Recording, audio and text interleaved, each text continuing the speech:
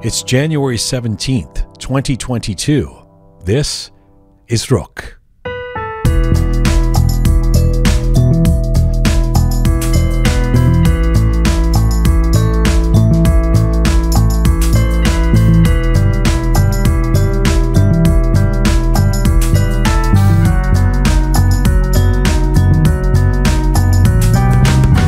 Hi there, welcome to episode 163 of Roqe.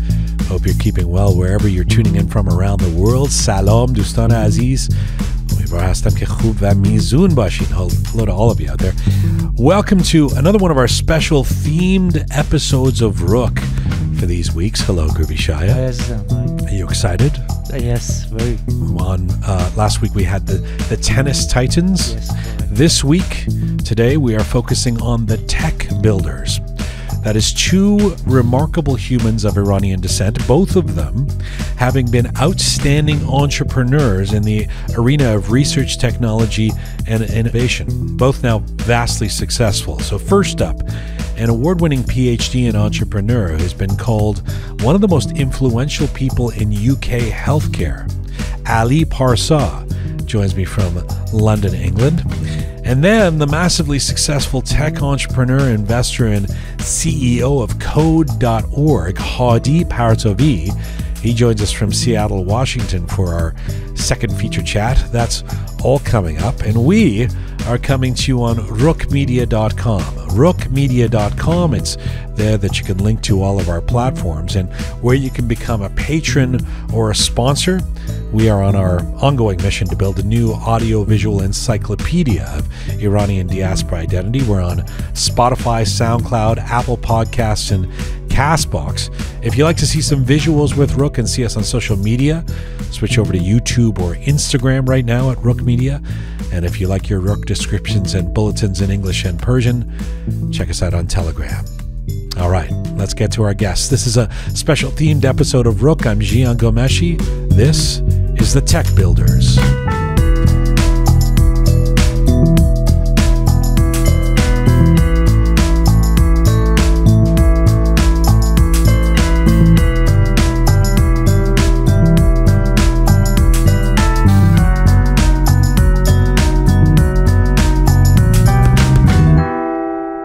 When we talk about successful people in our Iranian diaspora, I'm not sure there's a way to overstate the success of my first feature guest today. In fact, he has been listed in the Times in the UK as one of the 100 people to watch in Britain. Dr. Ali Parsa is a British-Iranian healthcare entrepreneur, former investment banker and engineer who says he has dedicated his life to putting an accessible and affordable health service in the hands of every person on earth. He's the founder and CEO of the digital healthcare company Babylon Health and the co-founder and former CEO of Circle Health. Ali was born in Rasht and left Iran at the age of 16 in the aftermath of the Iranian Revolution, looking for a new beginning as a teenager. After teaching himself O and A levels, he attended the University of London, where he studied civil and environmental engineering. Then he continued at UCL, earning a PhD in engineering physics, and then had a successful career in investment banking. He's now known as an entrepreneur who's pushing the boundaries of artificial intelligence. And he's become an award winner in various fields, including the healthcare space, and has had resounding material success. Most recently, the Health Service Journal recognized Ali as one of the 50 most influential people in UK healthcare. And in May of last year, Ali was given a place on the Sunday Times Rich list as one of the most wealthiest people in the UK. Right now, Dr. Ali Parsa joins me from London, England. Hello, sir. Hi, Jian. Thank you so much for your extremely kind introduction and for having me. I mean, it's quite a list of accomplishments. I think you could just quit now if you want to at this point. You know how it is. When people write about people, it's usually exaggerated in one direction or another. Nothing is ever as good or as bad. That is true, but I don't think we can deny the trajectory of things you've done. First of all, let me get this straight. When you launched a healthcare app in 2014 that enables remote consultations, Did someone tip you off that there's going to be a global pandemic within a decade that would make your product near essential? They did not, but it was obvious that the trend of things and the way they were going, and it was also obvious that healthcare is not being delivered in the way that it should be delivered. The pandemic was just something that happened, and actually, it didn't affect our business in the way that you imagine, because our business didn't increase because of the pandemic. Our work increased because of the, if you want, the general trend towards digitization of healthcare on one hand, and towards a move to value-based care as opposed to fee-for-service care on the other hand. It's interesting because, yes, you're right. I mean, it would have been my intuition or my expectation that this would have been a boon to your business. I mean, one of the things I thought of is the digital first strategy and business would have been important in its function for efficiency. Like if you told me about this in 2014, I would have gone, okay, this is a way of avoiding having to actually go to a clinic in this fast-paced world. But now it takes on a whole other relevance as a measure of safety for patients and doctors who want and can do this remotely. Was that part of the plan from the start? Yes, and I think safety is it's a very important part of this, because if you can imagine, right? Imagine being ill. Imagine having a child who is ill, who's got a temperature, who's feeling miserable, and then you have to drag them out of their bed, put them on either public transport, or if you're rich enough, I know in Canada most people have cars, but that is not true in most of the world. And then you have to get them to a doctor's surgery. You have to wait for a long time, one of usually most infected places on earth. And then until that child can see a doctor for a short period of time. I mean, just in today's day and age, it's just a really archaic way to go see a doctor when you are feeling at almost your worst. So it didn't make sense from a convenience point of view, from a safety of the person point of view, but also the system doesn't make sense from a basic health point of view. If you look at your car, Jian, it used to break down often. Like 20 years ago, I used to drive my car, it broke down. I took it to a mechanic, they fixed it, I drove it, it broke down again. Right. Today, my car just doesn't break down because we buried so many sensors in it that it pre-warns you when something's going wrong. We do it with an airplane. We do it with almost every other asset we have. Right. We just don't do it with human bodies. So I think digitization of healthcare, it's not about delivering the old model of healthcare, which was sick care. Wait for somebody to get sick and then try and do your best for them.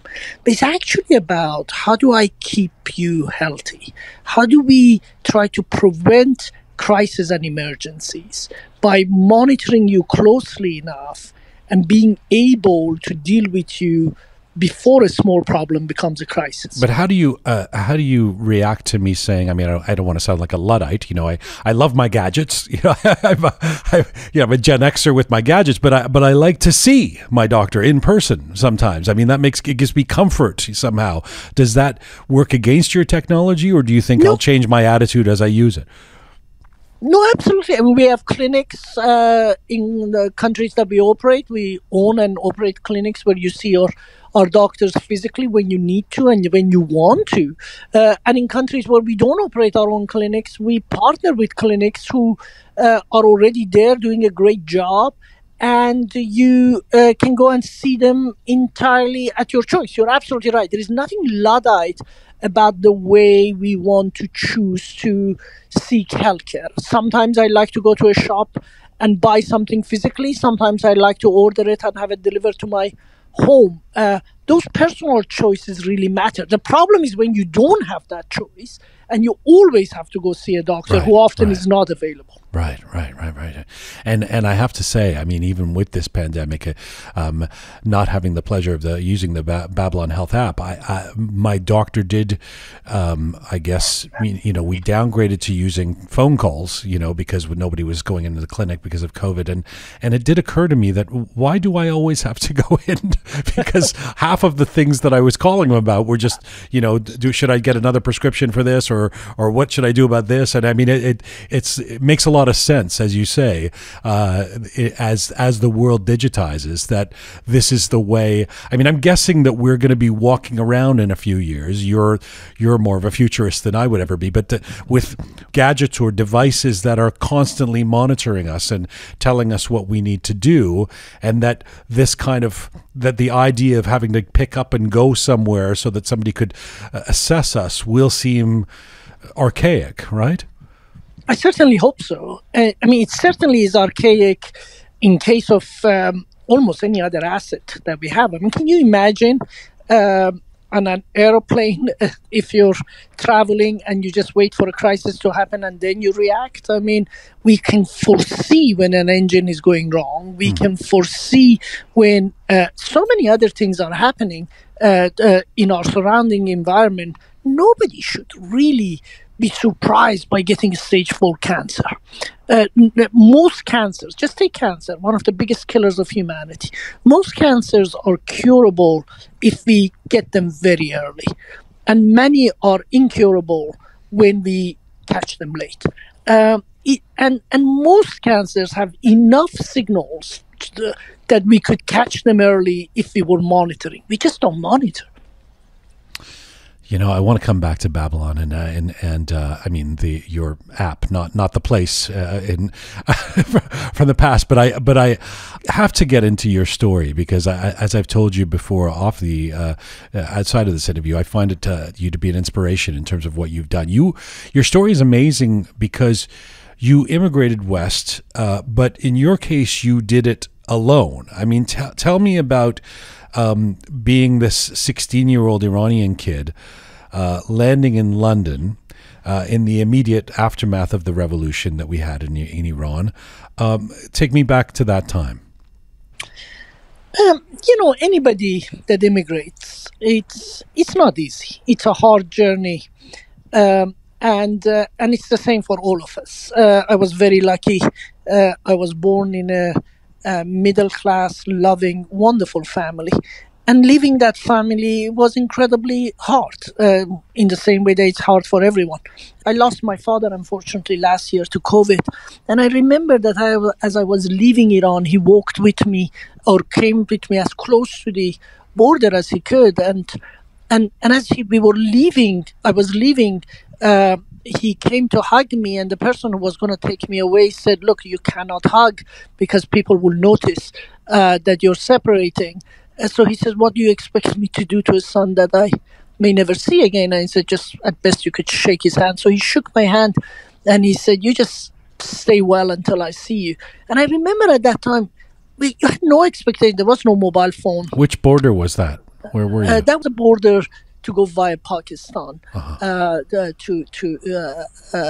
And so I left that way, and within half an hour, by the way, I got caught as somebody who was going to go away.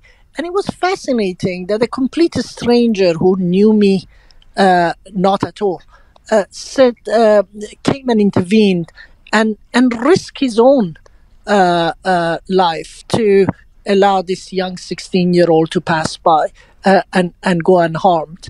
And I learned there and then, and I learned that many, many times since, that it is always the people that you love most who are always looking after you, but it's also the people you do not know at all that are looking after you, because it is in the DNA of humanity to be kind and to look after each other. That's how we survived throughout millennials.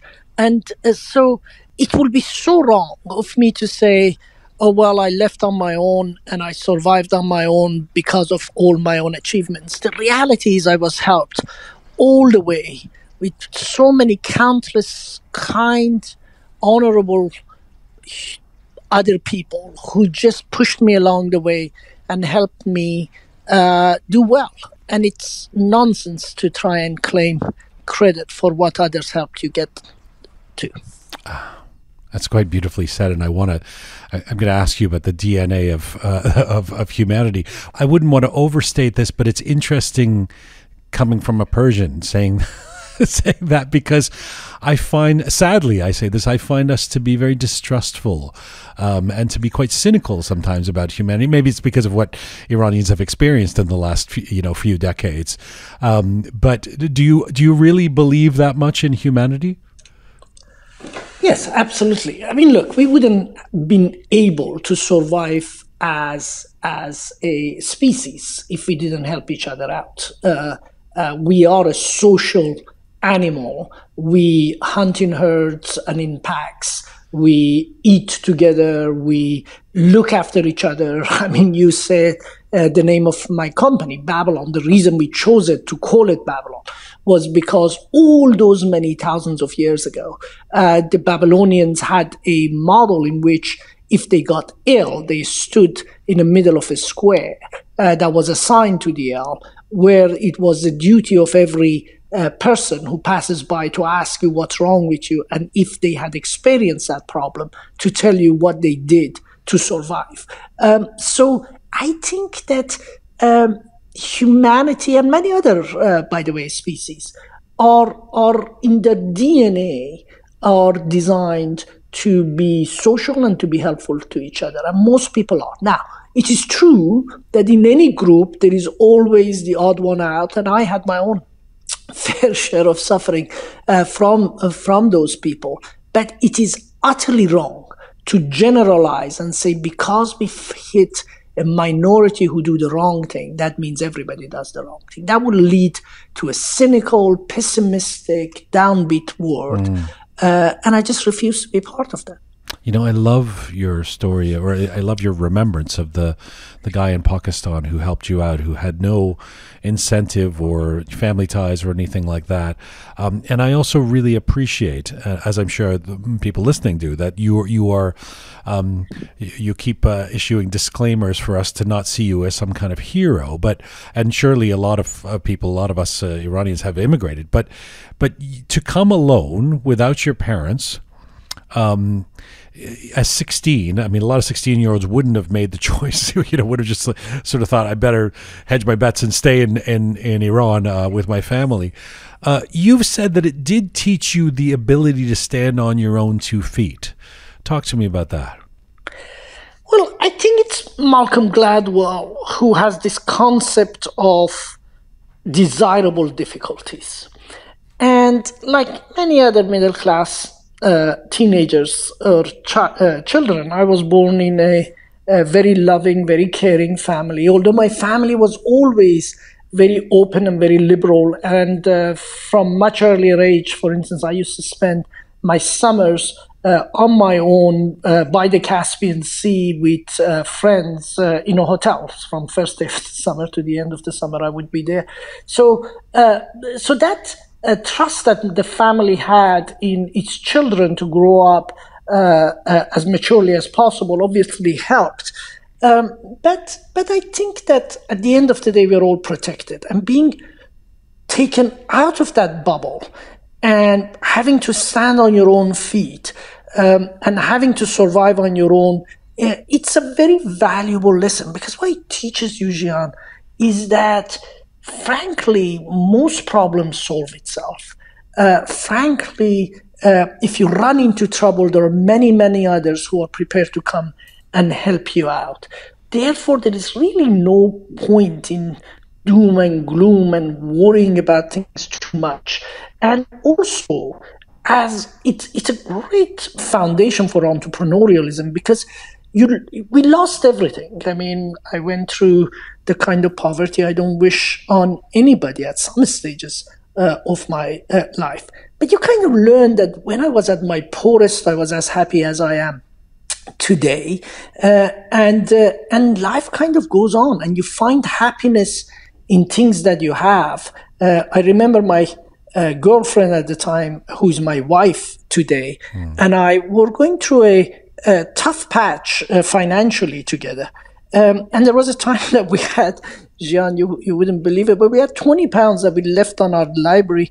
And it was Tuesday, and we were waiting for getting paid again next Monday. And a friend of ours who came to our house had another friend, and that friend actually took that 20 pounds. I mean, just stole it. So we had to survive from that Tuesday, Wednesday, whenever it was, Monday, to the next Monday, and whatever was left in the kitchen, the pasta and the beans and whatever. And you kind of learn, well, you laugh at it, you survive it, then on Monday you cash in your check and things happen. Mm-hmm. And then you learn that, frankly, things always pass. And frankly, whatever goes wrong, it'll fix itself out through time. And things can't get as bad. And when it was that bad, it wasn't that bad, if that makes sense. Well, that's a perspective you can only get if you've had some ups and downs in your life. That is an amazing perspective. Although I'm always suspect of somebody who now has great resources saying, I was just as happy when I was living in poverty. I mean, there's I think it was John Lennon. Somebody said that was at one point. John Lennon said, "Everybody should be happy with what they have," and it was like, well, it's nice, and my friend would always say it's nice for John Lennon to say that, but not all of us are John Lennon. I mean, can you really say you were as happy when you were living in poverty? I had other things. I had other wealth that I don't have today. So, look, I'm in my 50s now, right? So I wake up in the morning, the back hurts, the shoulder hurts, the knee hurts, right? I didn't have any of these issues, right? I need to watch what I eat, otherwise I'll put on a little bit of belly. It didn't matter what I had, I was highly sporty. Right. Things always looked great, right? I mean, so different things come to a different way. Now, on the other hand, I don't want to say for a minute that if you're poor, you have all the opportunities and all the possibilities than if you're rich. That's just nonsense, right? Money may not make you happy, but money will solve many of your unhappinesses. And you can buy your way or spend your way out of challenges, problems that you have. So it's a really good point you make, and I don't want to sound flippant. You have the option now to, like Richard Branson and Jeff Bezos, to go to space that you didn't have when you were in poverty. That's right. But then on the other hand, going to a space is not a necessity, right? That's certainly true. How did you teach yourself O and A levels of education? I mean, it wouldn't occur to me as a teenager to say, okay, well, actually I can skip high school and teach myself these things. How did you do that as a new immigrant?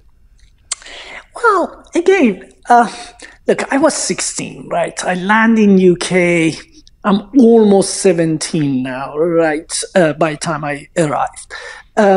Then I had to learn English because at school I learned French. I didn't speak any words in English. So I had to learn English. That would have taken, let's say, 3 months. Then O-levels at the time, or GCSEs now, it's a 2-year period. And then A-levels is another 2 years. So that's 4 years, let's call it 4.5, with learning English and then fitting into the school calendar years. When you're 16, 17, 4.5, means you go to university when you're 20, 21. Right. It seems like ages away, right? It just seems that that's the time most people go into university when they're 18. So at the time, or 19. So at the time, it felt like I had no other choice, but I had to figure out a way of cramming it in to get my results, to be able to go to university and not lose any more time. Now, by the time you buy it, you kind of figure out the year is not here or there. It doesn't really make a difference. I like how you say these things as if they would be logical to anybody else. Most immigrants would cut themselves to slack at 16. They've come alone and go, it's going to take me a couple of extra years that it takes the guy down the street in Hillingbrand to get to university. They wouldn't necessarily think, well, I better teach myself. I mean, this is an interesting insight into your character and your personality. You're clearly ambitious. I mean, you've always, it's entrepreneurial thinking to think as a teenager, hey, I can fast track this if I do it this way. I don't have to go into the lane that everybody's going into. Would it be true to say that this was in you early? Yeah. Look, I was lucky in many ways. One of the ways I was very lucky at was that my father used to work outside of the city I was being brought up. And when we were little, we lived in Tehran, and my father used to build bridges, roads, stuff like that. So he will come every 2 to 3 weeks to spend a week with us and then go back again. And I remember going to school, like at the age of 6 or something. And I was really unhappy. So he came home one day and saw me very unhappy. And in a moment of kind of kindness, we talked to my mama, why don't you hold them back a year? And then he goes, next year, what changes does it make? And I remember then, as a result, I was always a little bit older at school, a few months older than everybody else. And you can imagine when you're a few months older than everybody else, then you're always kind of the leader, because when you're 6 or 7, a few months make a huge difference. So I was always a captain of the football team, the head of the class, this and that. And I think that kind of gave me a different perspective, maybe. But maybe that was also the result that I remember my school teachers always telling my parents that I was a little bit rebellion and different. But I think every child is different in their own way. And I'm sure that now that I have my own children, I see them being different than others in their own ways. So I'm not sure how unique that was. One of the ways you're different, I mean, maybe this is what it means to be entrepreneurial, is that at every step of your life, you don't just follow what you're doing in a straight line. So you get your PhD in engineering physics in 1995. While you're doing that in the 90s, you co-found a media production company for which you win a Royal Award for Young Entrepreneur of the Year. I mean, how an engineering nerd becomes an award-winning person in media promotion is is quite curious to me. How do you explain that diversity at that stage? I think that was the result of necessity, right? I was doing my PhD. We didn't have enough money to survive while doing a PhD. One of the unknown realities of studying for a long period of time, including doing a PhD, is that unless there is a mom and dad who help you through it, or there is a government grant, or there is some kind of scholarship, then how do you pay for it, right? So I had to find a job or a way of financing it. I looked at jobs, frankly, Jian, and it doesn't pay that much to waiter or to work in a McDonald's or whatever else it is. So you do the maths and say, well, actually, if I did this one and this worked, it pays better. So we created these media events that then turned into that company, and it just paid better and allowed us to, for me to do my PhD. I did it with then my girlfriend, who, as I said, is now my wife, for her to do her studies. It worked for us. Now, it is also true that when you do your PhD or you're doing your studying, there's quite a lot of wasted time. When we are students, we don't remember it. But if you put that wasted time to good use, you have time to do both. Well, I was going to ask you about that, actually. I was going to ask you later about that. But I mean, in terms of all that you've accomplished, I assume you're a very organized person.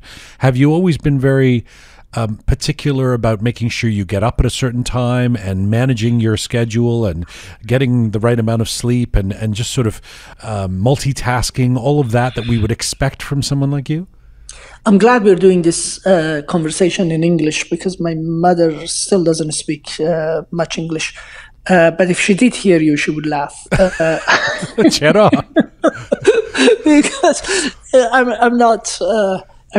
I have all my challenges as anybody else, right? Some days I'm very organized, and sometimes my kids think that I'm OCD in the way I clean after myself and make my bed every morning. And sometimes I'm not as good as I should be. So pretty average in that front. You go into the financial world after the 1990s, first as an investment banker, then as a CEO. You work at all kinds of famous financial institutions, Merrill Lynch, Goldman Sachs.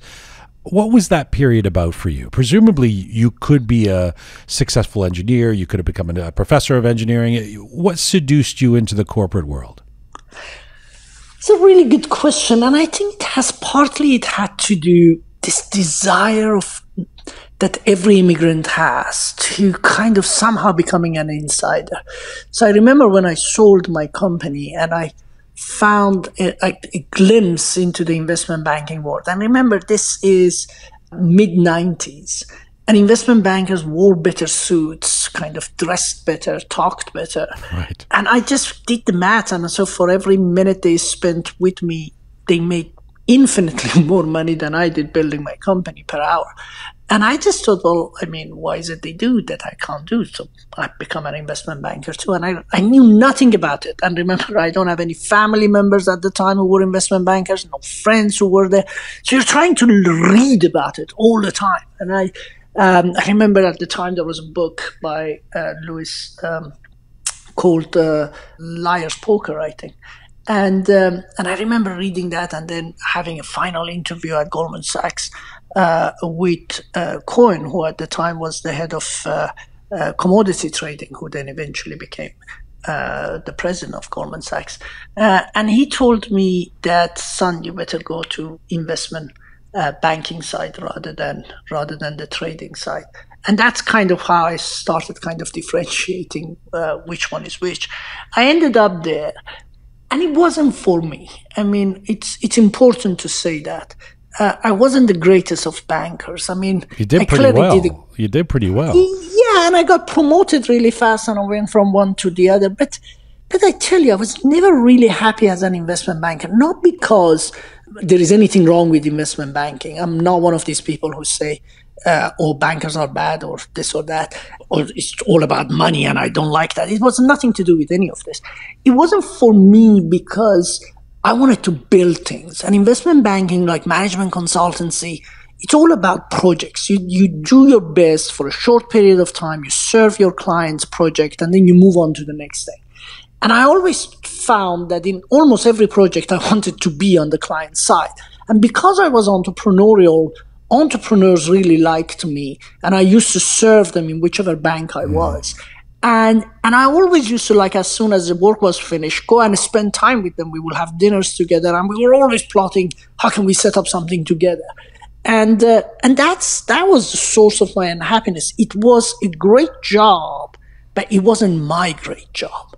And I always tell the younger people, never look at what works well for somebody else. Find what it is that is in your nature that you will enjoy and you can be passionate about, and then you will do really well. I mean, because I really never was that passionate about banking, I did well because I got lucky and I did well, and I had this thing that clients liked me. But it wasn't really for me. And when I look at it now, if I started becoming an entrepreneur earlier, probably would have been better for me than kind of sticking it out. Let me ask you about entrepreneurship, but first, just one thing you said there that I thought was quite interesting. That you didn't know anything about investment banking, you went into it. Are you someone who believes? I mean, not to be ridiculous, you've already stated that you understand that there are class dimensions to moving up in social status, et cetera, that there's impediments that people can have. We know that there isn't equality of outset. But are you someone who believes, we had a gentleman on named Farhad Kashani, who has been a long time, he's written management books and CEO, and, he was saying, I really think that for the most part, anyone can do anything if they work hard enough and really invest in it. I'm ready to take a minimum wage job anywhere, and I know I can work myself up to VP, which he's done a few times. Are you someone who believes that's true?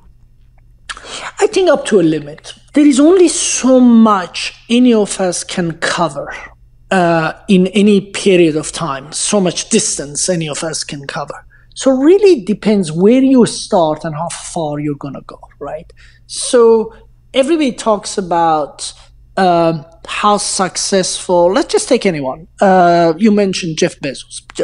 Jeff Bezos is, or how successful Mark Zuckerberg is. Yes. And we must remember they were born in incredibly successful companies. They were born with a set of genetics that make them super smart. I mean, Jeff is particularly super smart. They were then got into naturally into jobs that placed them in situations where they could take advantage, for instance, in his case, see the growth and the advance of the internet at the right time in the right place, right, and then therefore succeed, right? There is a reason why almost every mini computer or personal computer CEO or entrepreneur was born in 1955, right? Steve Jobs, Bill Gates, they were all born in 1950. And the reason for that was that by the time personal computers were invented, they were not either too young or too old to take advantage of it, right? And so where you are, how lucky you get, this all play a role. Imagine if I was born to or imagine if the person you're mentioning was born to a illiterate family who was striving, for instance, in a war-torn village in Afghanistan to make ends meet. Yeah. And you don't have any of the opportunities we had. So therefore, your starting point would have been far behind. So when I'm interviewing people, when I'm trying to hire people in Babylon or in any of my other functions, I never ask them about what they achieved. I always ask them about the story of their life, because that gives me a glimpse of the distance they covered as opposed to where they are right now. It's irrelevant where you are right now, because that's all about where you start. Imagine you and I do a race, a 10-kilometer race. I start at the 9th kilometer, you start at the 1st kilometer. The fact that I finished the 10th kilometer faster than you is irrelevant. The question is, how many kilometers did you cover while I did that one? Right. You know, I love that answer, because it's true that with someone like Jeff Bezos, the narrative is, we always see that picture of him in that little room where how Amazon started. The narrative is a guy who had nothing, who starts with a little envelope, suddenly becomes the CEO of the most richest man in the world, and what you've just said in terms of laying out the social and economic pedagogical structures of where these people come from makes a difference. Of course it makes a difference. And yet at the same time, I mean, you've probably hired people who you have a sense are just ready to work really hard, haven't you? Or is that you get that from the life story? I am a big believer that you hire people who have covered a long distance in their lives, that they've done something that has been exceptional, and it doesn't have to be in the same thing. So, for instance, one of the best people I hired has been an athlete, right? And you just know if this person kind of had to wake up at 5 a.m. every morning as a kid to swim for 2 hours or 3 hours before going to school. There is a DNA of that person that is all about determination, about succeeding. So you're looking for those traits of being exceptional, of giving it all. But that doesn't mean that somebody else who's a lousy athlete, you shouldn't hire them, because they probably are exceptional in something else. You need to find what it is that is exceptional about every person, and then help them to double down on it, as opposed to waste their time on something else. I don't know if, Jian, you ever came across a 19th century essay by a guy called Hartley, which was called The Animal School. Did you ever come across what's it called? What's it called? The Animal School. No, it basically talks about this school that tried to get every animal to do great at everything. And the short of it is that, for instance, the eagle wanted to fly to the top of the tree, and it said, no, you have to climb. And the duck wanted to swim, and it says, no, you have to run. And as a result, every one of these animals ended up doing really badly. And that's what we do in our society, right? We say to everybody, you have to be great at everything. I mean, look at corporations, right? They do their 360 reviews of people, and then they say, okay, here is your point of good, but now let me tell you what you have to improve on. I mean, it's like, I don't know, I love watching soccer. I mean, who tells a goalkeeper you need to go and score a goal, and because you can't score enough goals, you're a bad football player? I mean, it's just absurd what we do to people. And then we wonder why so many people are suffering from lack of self-esteem and not doing well and having all these challenges. It's not because they're bad, it's because often they are surrounded by people who are not very good. There's something else too, though, when you talk about life story. And when I said at the beginning of the interview that I find you really inspiring, this was the thing that you've talked about that I found the most inspiring. You've made the case for the importance of perseverance. And that's got to be part of when you understand somebody's life story. You understand whether how much they've persisted or persevered. Can you give us an example from your own life or your career where perseverance would have made the difference between you succumbing or surmounting an obstacle to achieve the success you've had? Almost everything, Jian. There is no such thing in life, in my view, that you achieve by just getting lucky and achieving it. It's very rare. And even if you do, even if you win the lottery, you look at most lottery winners, they pretty soon lose everything they got, right? Or they go back to the same level of happiness they had before. Because if you haven't worked for it and if you haven't persevered for it, you don't even know how to keep it, right? To me, anything you do takes a long time for you to learn. And it never comes because you did it and got it right the first time. It comes because you just kept at it and made it better and better. And people talk about overnight success stories. We talked about Zuckerberg, right? About how he came up with Facebook overnight, and it was phenomenal success immediately. And what is one of the rare examples of something happening really fast.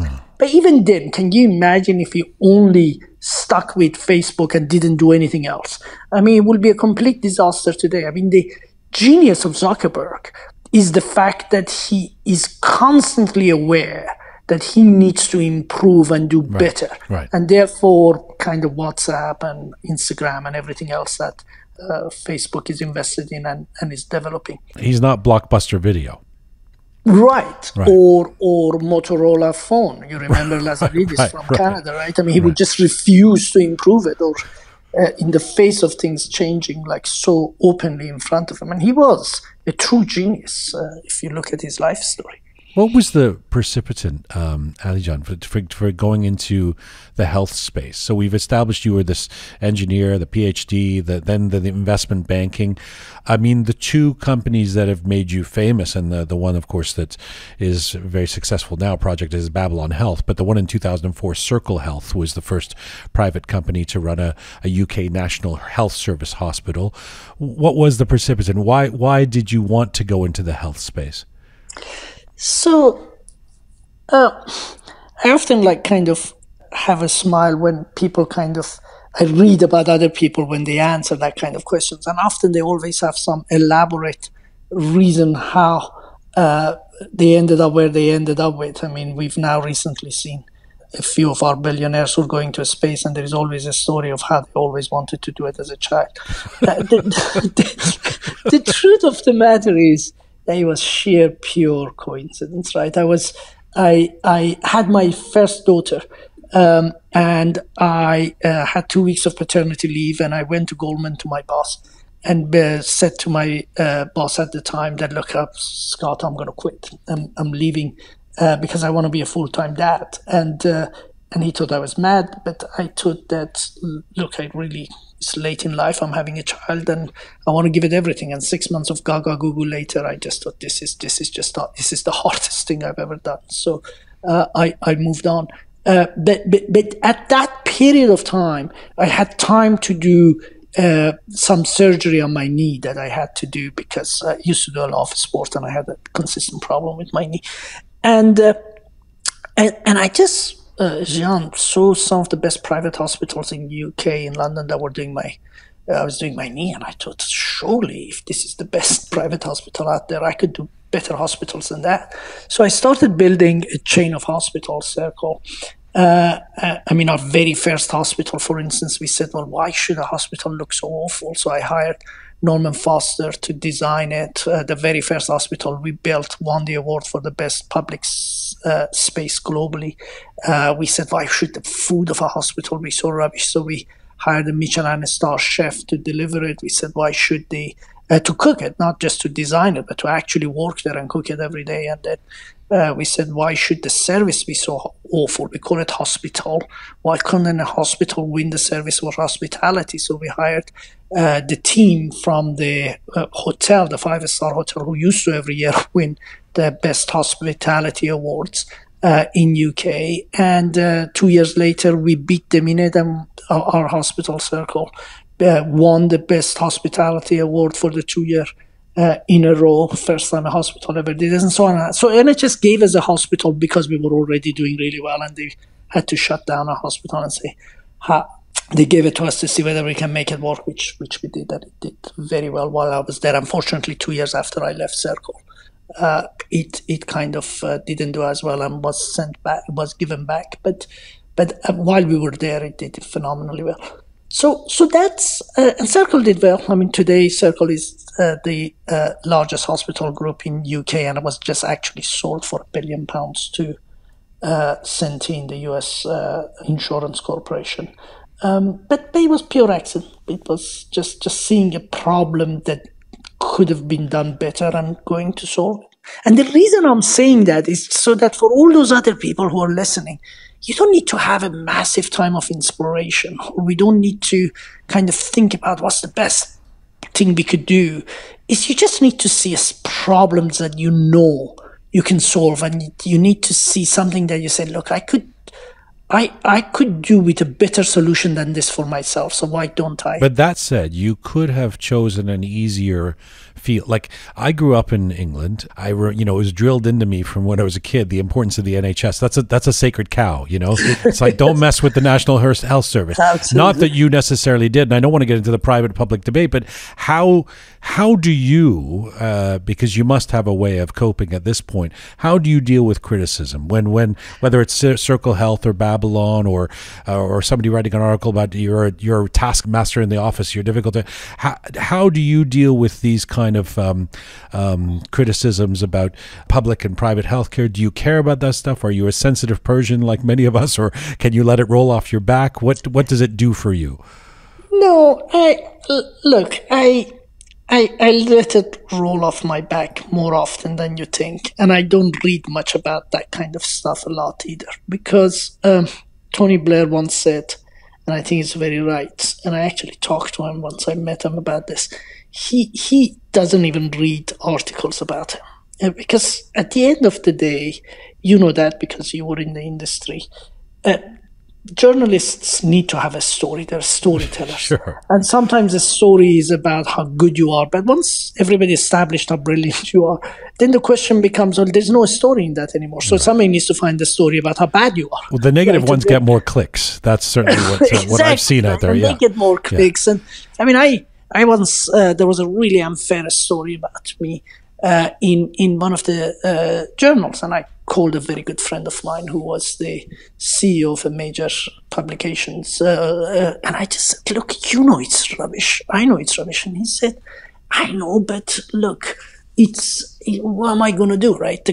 If we can't pay these journalists enough anymore because all our publications are not making as much money. So we hire a whole bunch of very young people who are not that experienced, and we can't pay them much, so therefore we can give them a platform for them to make their name, and everybody's trying to make their names.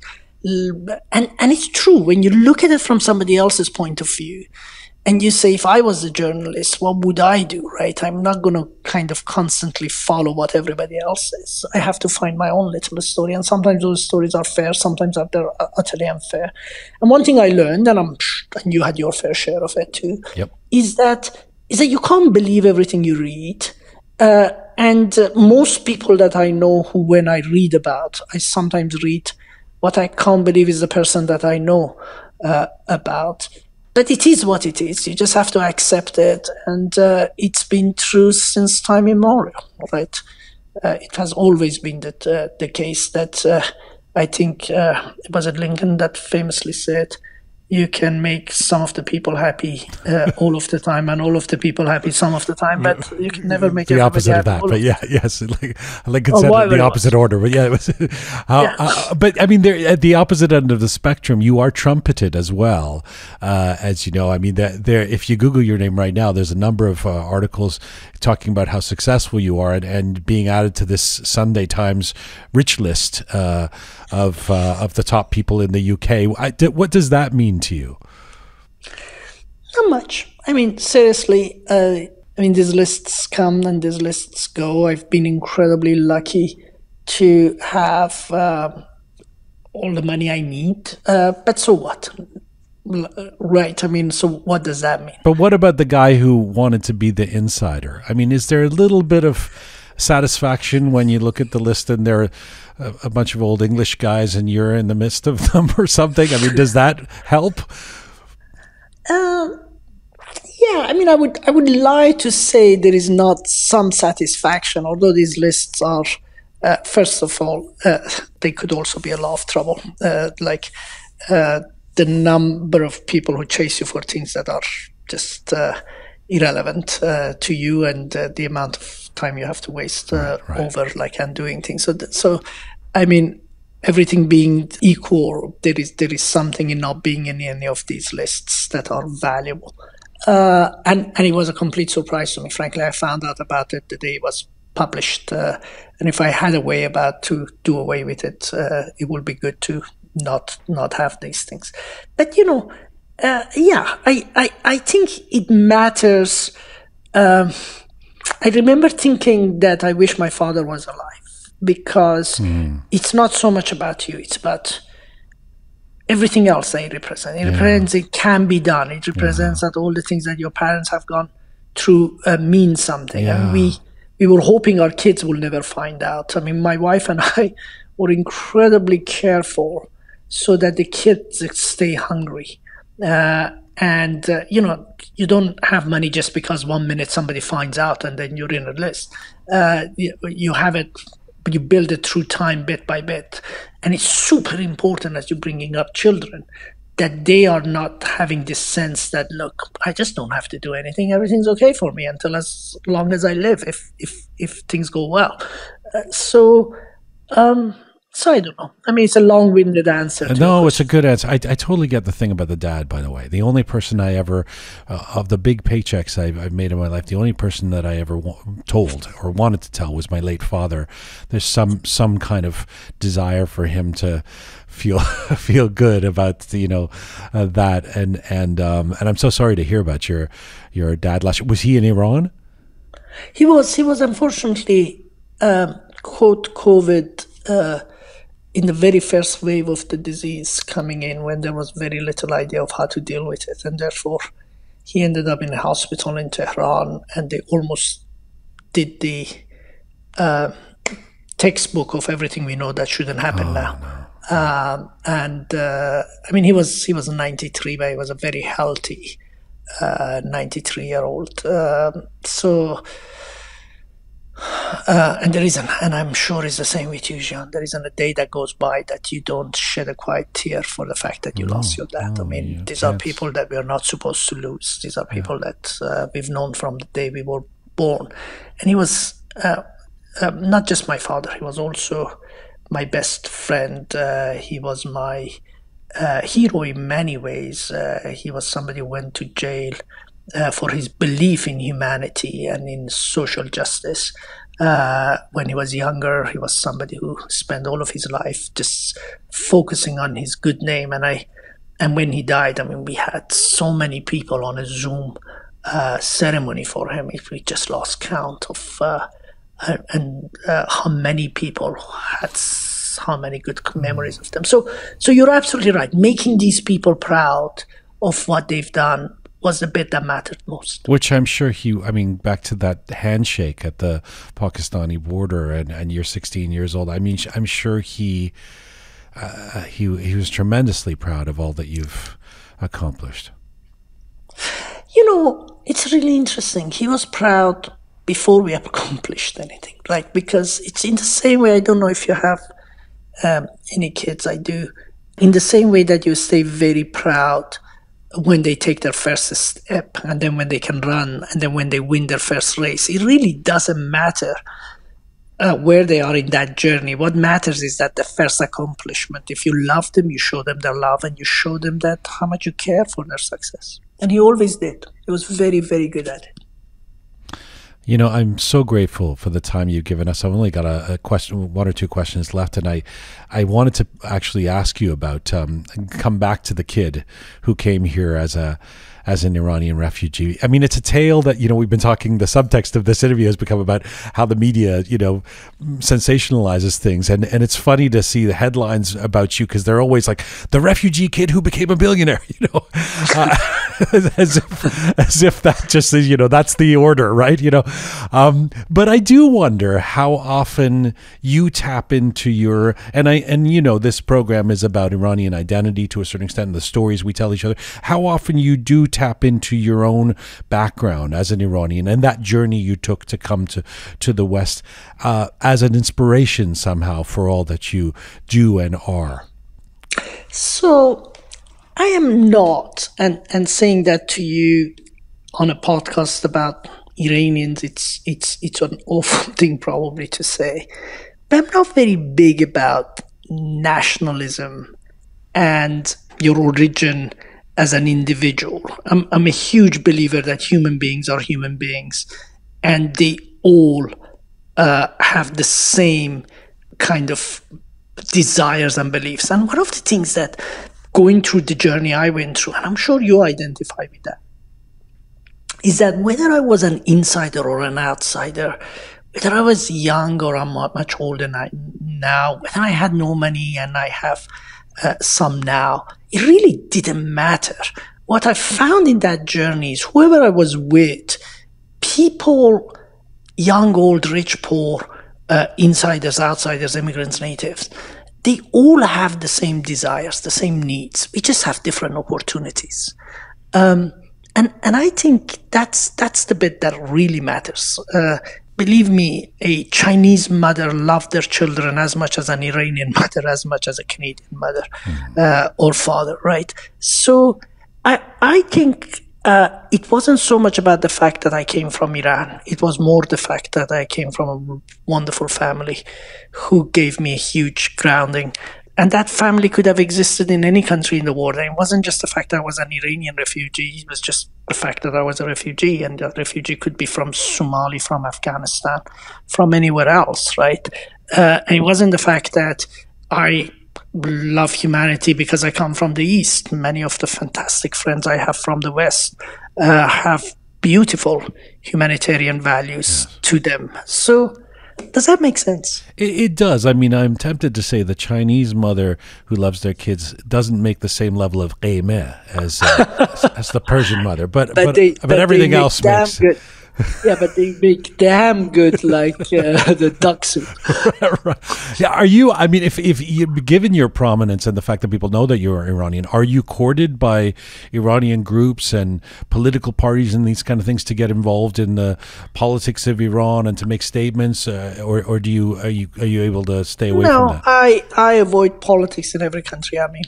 I understand people have their views and their beliefs, and what I found is that there isn't a set of beliefs of views that is 100% right all the time, every time. And I think that we spend far too much time. And you living in Canada, just next door to United States, you can see it next door to you in the US now, playing itself to an extreme. We spend far too much time finding the differences between each other and fighting over those differences. Well, those are all just a matter of context. So let's just depoliticize that from the context of Iran. If you take it to the context of United States, for instance, and you take a Democrat on the left of the Democratic Party and a Republican on the right of the party, a supporter of Trump, and you take them both into a situation where they have to go to war. I don't know, take them back in the 70s when they say if they were prisoners of war in Vietnam. It would have become irrelevant. They were two American prisoners of war in Vietnam fighting side by side or standing side by side.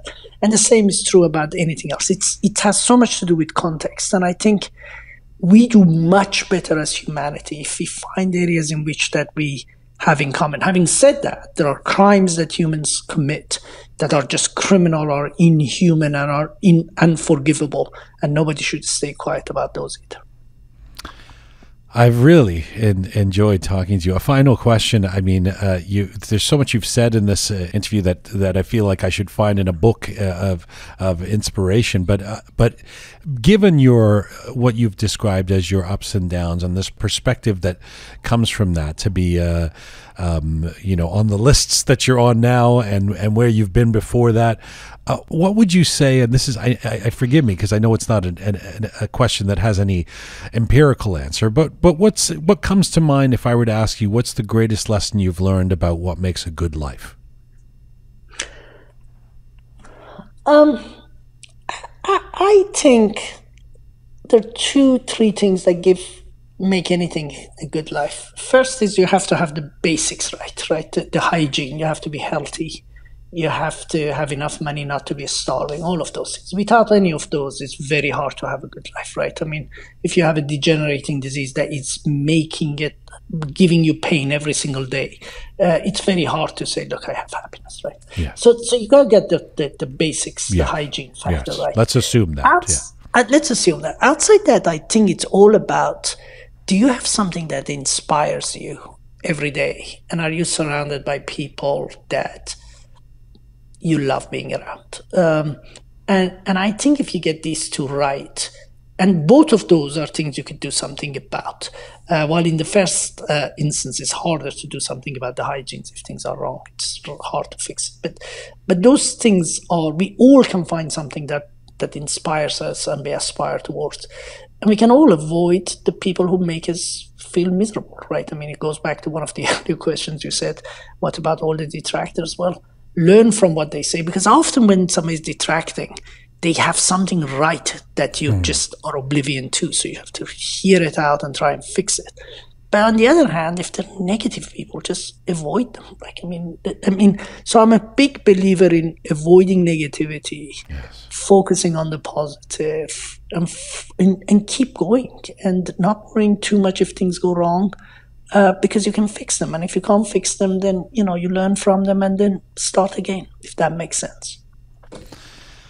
Dr. Ali Parsa, I thank you for the time. I thank you for the education and the inspiration. I've really enjoyed this. Thank you so much. And I thank you for your kindness in having me both on and in being such a wonderful questioner and listener. Thank you. Thanks. Bye-bye. Bye. Ali Parsa, a PhD in engineering physics, an entrepreneur and founder and CEO of Babylon Health. We reached Dr. Ali Parsa in London, England today.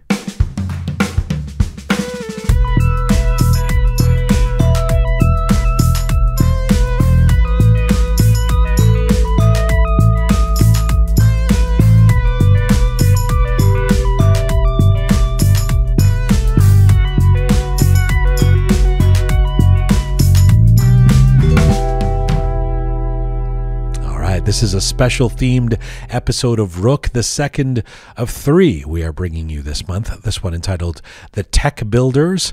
On Thursdays, we have new editions of the Contemporary History of Iran. We hope you check that out. And for all things Roqe, including our previous episodes, our guests, our Roqe funnies, our videos, etc., it's all at roqemedia.com. If you haven't checked out our website, do so, roqemedia.com. It's also where you can find how to become a patron of the show, support us, or become a sponsor. We appreciate that. roqemedia.com. There's no shortage of Iranians who have overcome adversity to find tremendous success in the world. And in some cases, those folks who've built their story with intellect, hard work, determination, and independence. But even in that category, my second feature guest today is extraordinary in terms of where he came from, what he has accomplished, and how he's giving back to the world.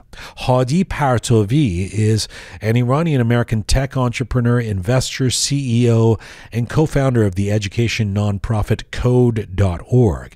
It is an organization that advocates computer science training for young people worldwide and provides coding curriculum for schools.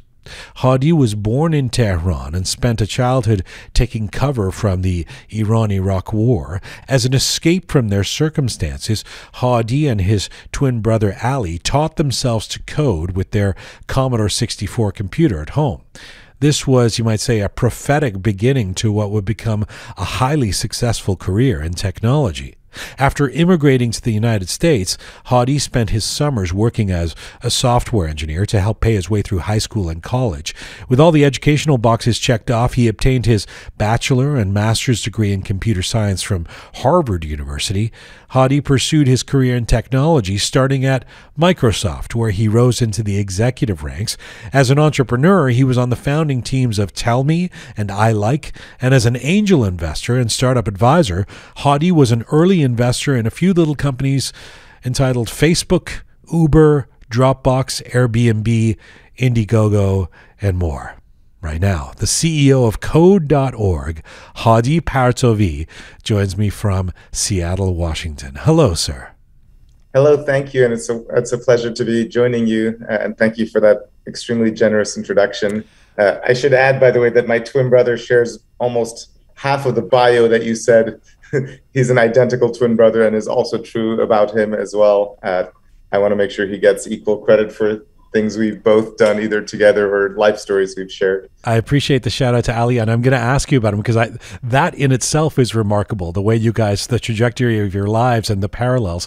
Let me just start off with, I mean, you recently were invited to meet with President Biden about cybersecurity and technology, and I've seen pictures of you, Hadi, with President Obama as well. What is it like to be an Iranian kid who fled after the revolution and is now basically on speed dial, apparently, with the White House? Well, first of all, I wouldn't characterize my relationship with the White House as being on speed dial, but it has been really remarkable and unique. I'm not sure the presidents or White House staffers I've met with have recognized how unique it is for me and how I feel to be in that position, because it's both a position of privilege and honor, but it's also, as an Iranian, we know in our history a lot of things that have happened to our country have happened because of actions by American administrations. So I have mixed feelings each time I have one of these kinds of encounters. But really what it reminds me and makes me think of is I feel so fortunate to live a life that is consequential enough to be relevant enough to be invited to the White House on numerous occasions. And it also reminds me that talent is everywhere and opportunity is not. If I had spent my whole life growing up in Iran, I wouldn't have managed to have the opportunities that I have, thanks to having immigrated to the United States at the time that I did. And I think about all the students and children all over the world that are talented and ambitious, but don't have the ability to tap into opportunity the way that I did. What did you make of Biden? I thought he was very likable. He was very much like what we see on television or when you see examples of him. I spoke about the importance of education, and he immediately made a little joke about watching his, I think, granddaughter or grandchildren with technology and how much easier it is for them and how natural it is their world and how important it is to make sure that every kid gets basically a level of education that he lacked, when he was young, in terms of not just how to play with technology, but to understand it better. Speaking of tech heads, I feel like it's in a way, it's auspicious timing to speak to you because, or fortuitous timing. And it's the 10-year anniversary right now of Code.org, your educational nonprofit, and not coincidentally, the 10-year anniversary of the death of Steve Jobs. Tell me about the connection and how he inspired you. Sure. By the way, it's not the 10-year anniversary of me starting Code.org. It's the 10-year anniversary of me deciding to start Code.org. Okay. Because it took I think a few months more, almost 8 months more for me to actually create an organization. I started laying the groundwork. But the day that Steve Jobs died was really meaningful to me. He had been a almost lifelong role model as just a person I looked up to, like, what an incredible mind, what a visionary. He had lots of issues and problems, but who doesn't? But the way he impacted the world of technology and really just the entire world in such a short life was important. And meanwhile, I had always wanted to impact education. And the way I wanted to start was creating a video about the greatest of the greats in technology, talking about the importance of computer science. And when Steve Jobs died, a number of things happened. First, I just thought of my own mortality. This guy was 16 years older than me. What's my mark going to be in 16 years? And then I wanted him to be in my video, and that wasn't an option anymore. And I, on a personal level, I missed him. But then what really kicked in is I saw this video about the Think Different campaign, and it was a video that he narrated talking about basically the video was dedicated to the crazy ones, the people who have the vision to change the world and the craziness really to try to make an impact.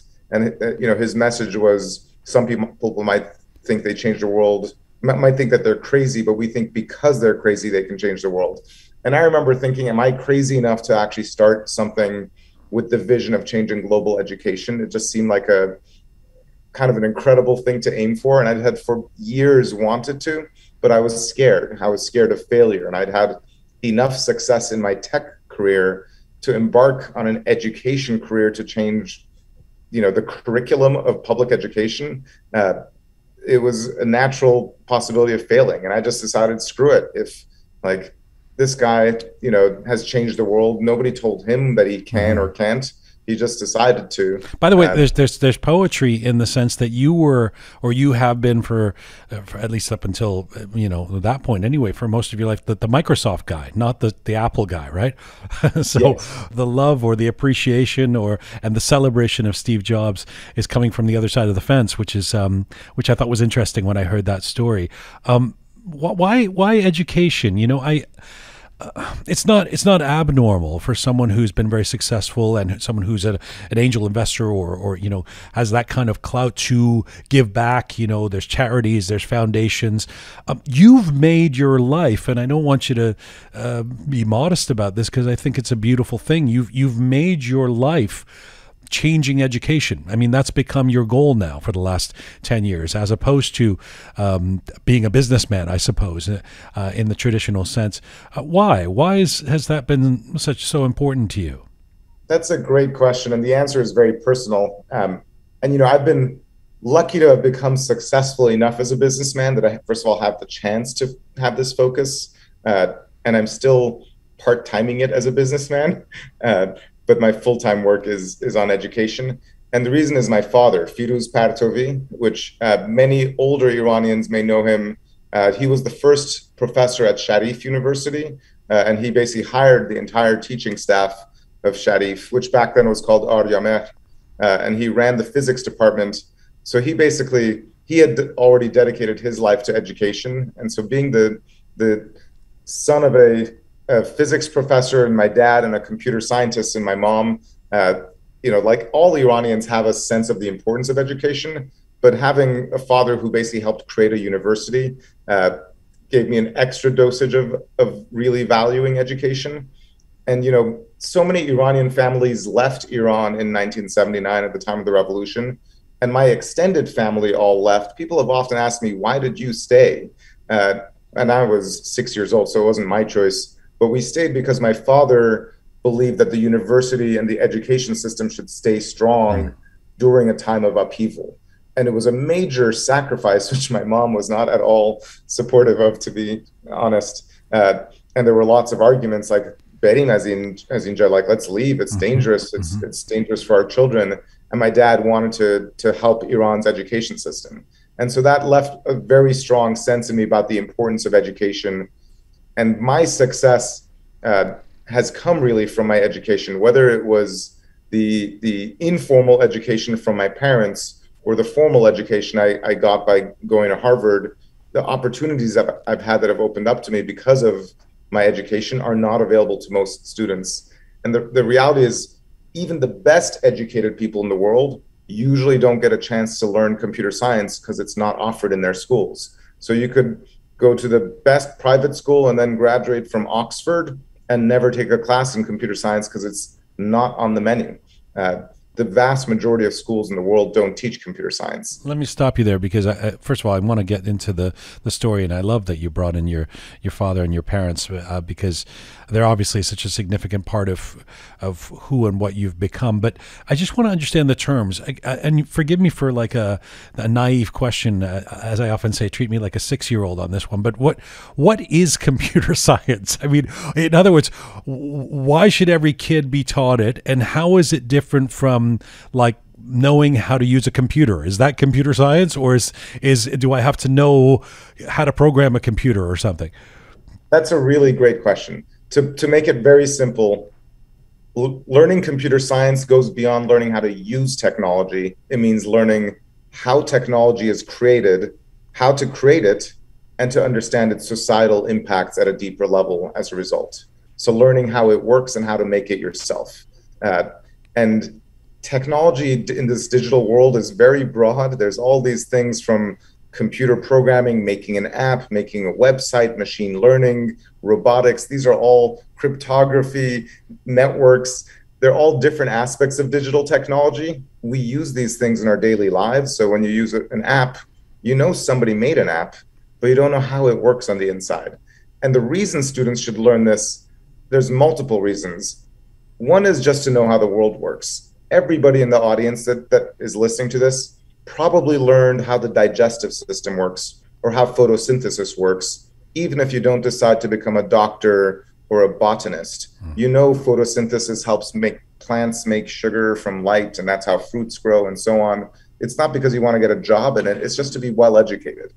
And in today's world, understanding how an algorithm works or how an app works or what is machine learning, it's not just because you could get one of the highest paying jobs. It's because even if you want to become a doctor, the future of medicine is being changed by these things. If you want to become a farmer, the future of farming is being changed by these things. There's really not any subject or field of study or industry that isn't being changed by technology. And so if you're not... Explain that to me. If you're a farmer or a guitarist or a plumber, why does knowing how to make the computer, why is that important? In the case of a farmer, farming is moving to self-driving tractors and drones monitoring the fields.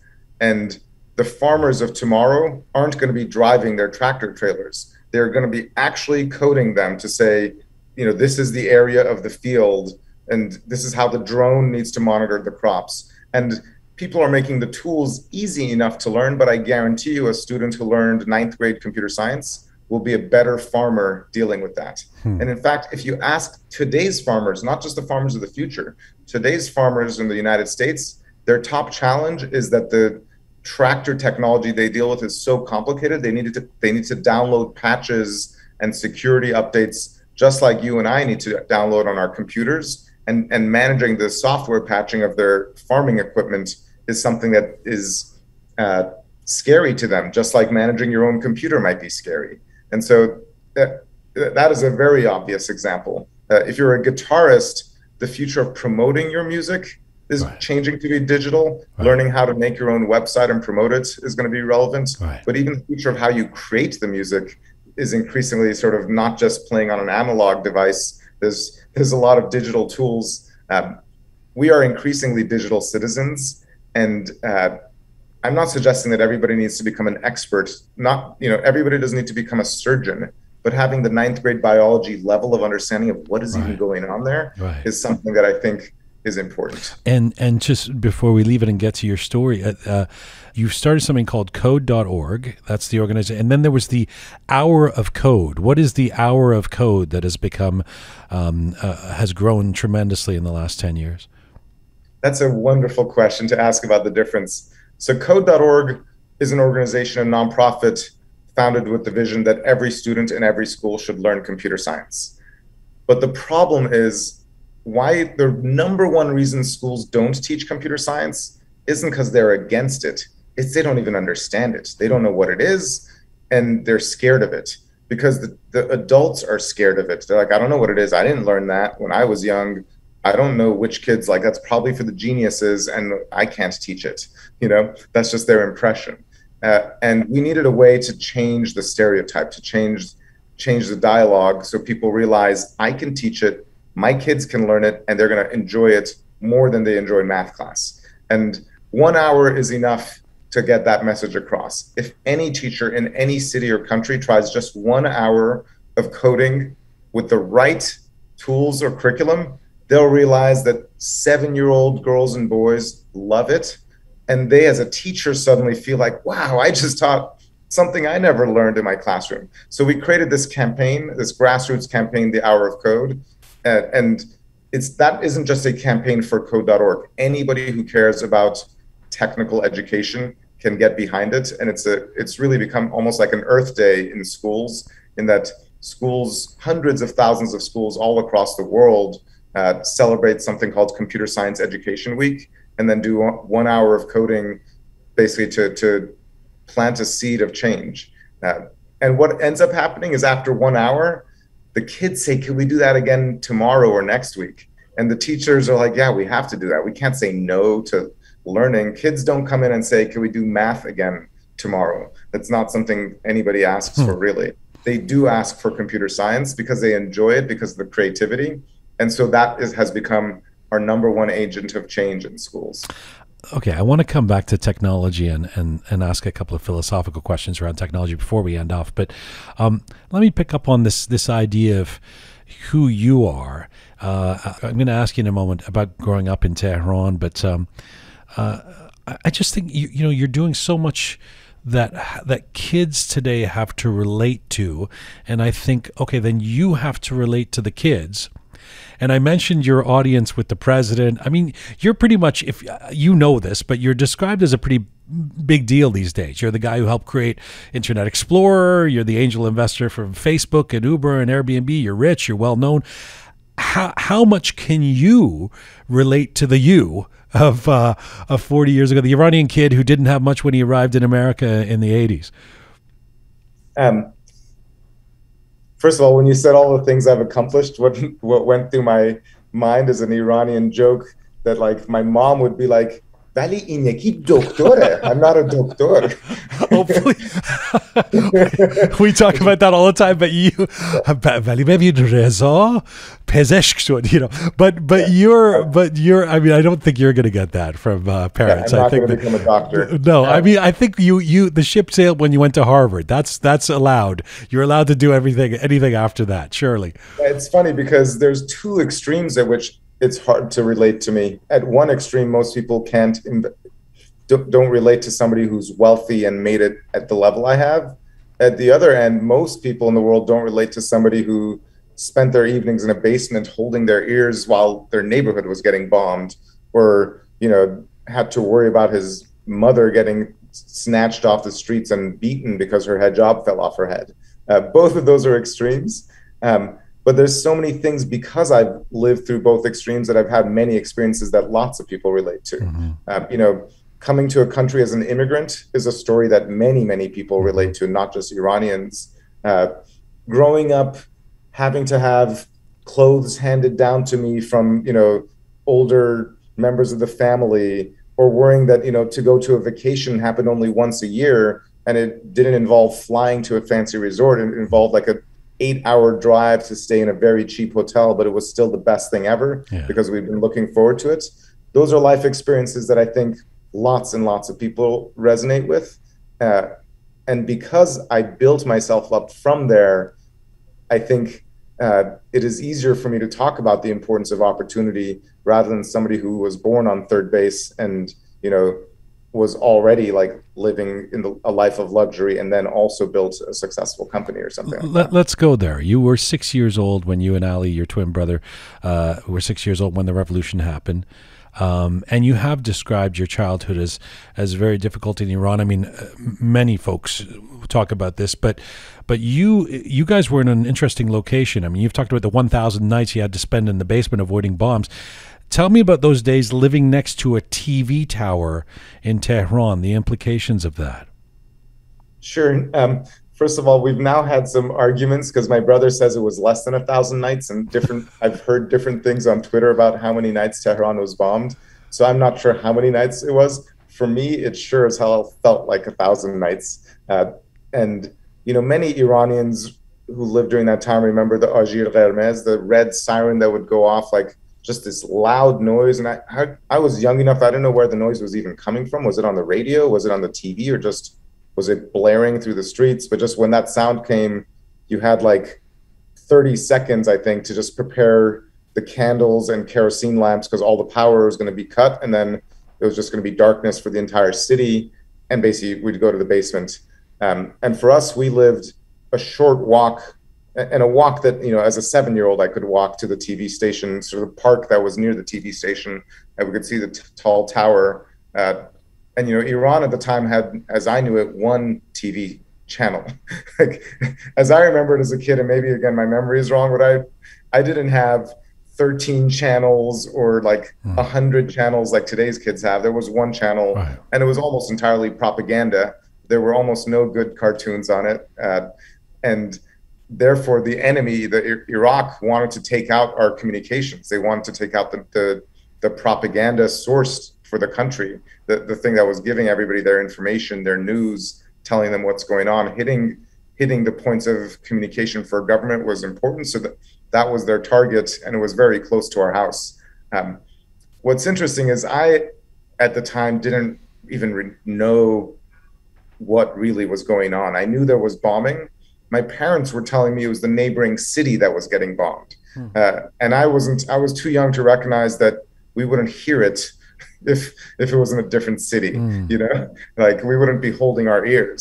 And they would say to hold your ears extra tight, and that the best way to hold your ears tight is to also cover your eyes. And I didn't understand that was not needed if the nearby city was bombing. So I was just holding my eyes and my ears. And that was, looking back on it later, I have more trauma than I did in the moment. In the moment, I remember like we would play like, you know, when the bombs were gone, we'd just be sitting around with candles and you know, play little word games or voice games, where you like start a little poem and the next person says the next thing and then the next person says the next thing, and just inventing, you know, spoken word games amongst ourselves to keep ourselves entertained. Right. Speaking of propaganda, I mean, you talk about being 6, 7 years old, post-revolution, having to go to school. I guess you're 7, you're 8 years old, and scream "Death to America, Death to America."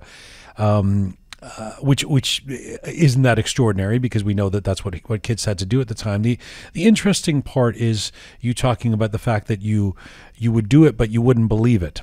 And I love that in the sense that it says a lot about, I mean, for an adult, that's sort of understandable. They've got the context. You just talked about the context. You didn't know what's going on, etc.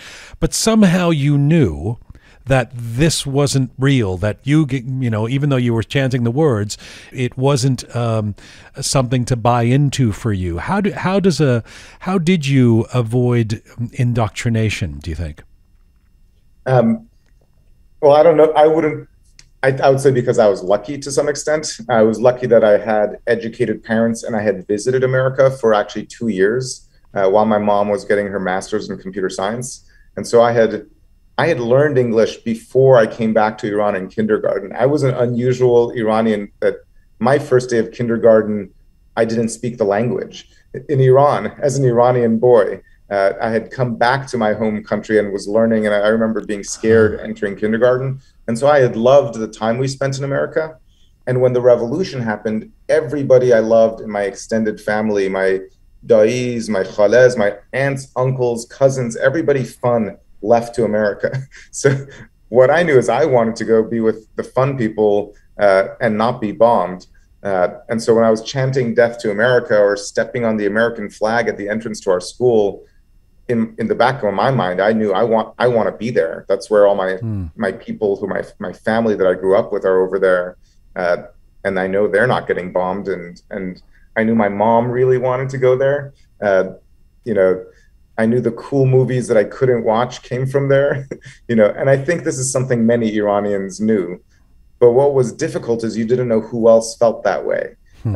And you couldn't share that thought with anybody safely other than your parents. There was no sense of who might be either with the government or just against you, you know. Or you've actually said something very interesting. I thought this was quite inspired. I mean, it gets my mind going. You've said 1980s Iran. I can't remember where you said this, if it was in social media or something, but you said you were living through the ultimate extension of what today we call cancel culture.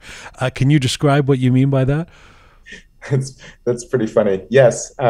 Well, because, you know, today's cancel culture, people get canceled because basically they're no longer famous, or they're no longer loved, or people think, oh, they did something bad.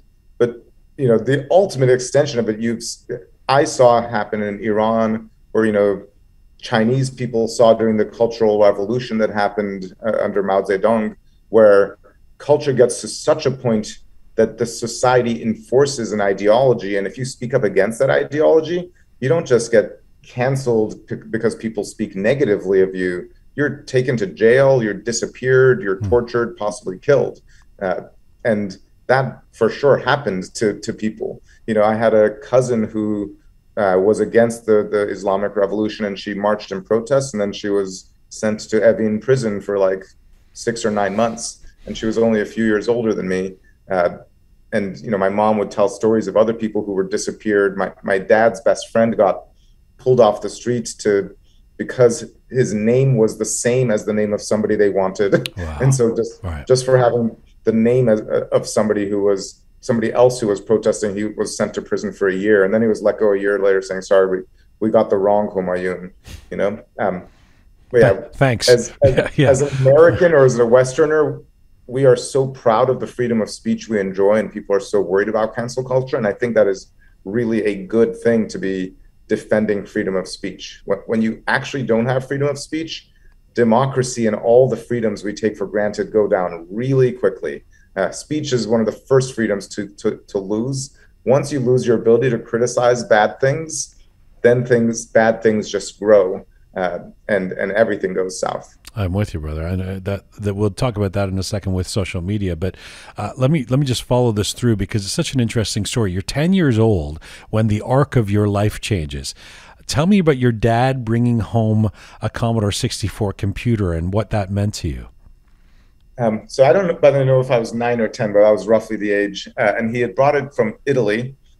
So first of all, it had like Italian manuals and I didn't know how to deal with it.